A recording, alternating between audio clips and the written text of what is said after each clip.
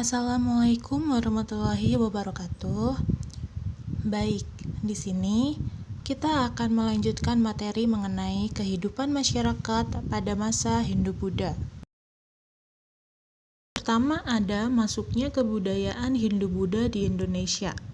Masuknya kebudayaan Hindu-Buddha ke Indonesia dikarenakan adanya hubungan antara perdagangan antara India dan Cina. Hubungan ini semulanya dilakukan melalui jalur darat yang dikenal dengan jalur sutra.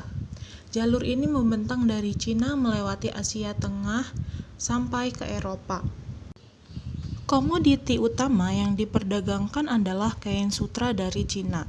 Itulah mengapa jalur tersebut dinamakan sebagai jalur sutra. Adapun beberapa teori mengenai masuknya kebudayaan Hindu-Buddha ke Indonesia. Yang pertama ada teori Vaishya. Teori ini menyebutkan bahwa proses masuknya kebudayaan Hindu-Buddha dibawa oleh pedagang India. Yang kedua ada teori Ksatria. Teori ini menjelaskan bahwa golongan Ksatria yang turut menyebarkan kebudayaan Hindu-Buddha di Indonesia.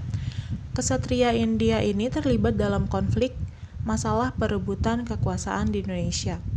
Kemudian yang ketiga ada teori Brahmana. Teori ini mengatakan bahwa kebudayaan Hindu-Buddha India yang menyebarkan ke Indonesia dibawa oleh golongan Brahmana. Yang keempat ada teori arus balik yang menjelaskan bahwa adanya peran aktif orang Indonesia yang mengembangkan kebudayaan Hindu-Buddha di Indonesia. Nah, teori ini menyebutkan bahwa banyak pemuda Indonesia yang belajar agama Hindu-Buddha ke India. Setelah memperoleh ilmu yang banyak, mereka kembali ke Indonesia untuk menyebarkannya. Yang kedua ada pengaruh Hindu-Buddha terhadap masyarakat di Indonesia. Masuknya pengaruh Hindu-Buddha ke Indonesia telah membawa perubahan dalam berbagai aspek kehidupan masyarakat Indonesia. Perubahan itu antara lain yang pertama ada bidang pemerintah.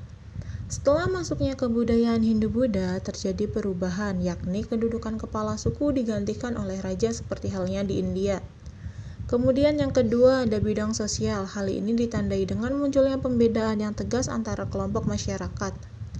Yang ketiga ada bidang ekonomi. Sejak terbentuknya jalur perdagangan laut yang menghubungkan India dan Cina, kegiatan perdagangan di kepulauan Indonesia berkembang pesat. Kemudian yang keempat ada bidang agama. Hubungan antara Indonesia dan pusat Hindu-Buddha di Asia berawal dari hubungan dagang antara Indonesia, India, dan Cina.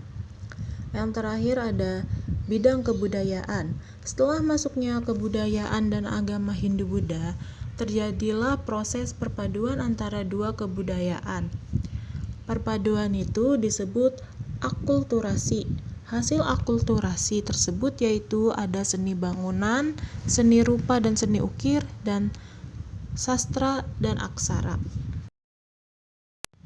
Hanya segitu penjelasan dari saya, kurang lebihnya mohon maaf. Wassalamualaikum warahmatullahi wabarakatuh. Terima kasih.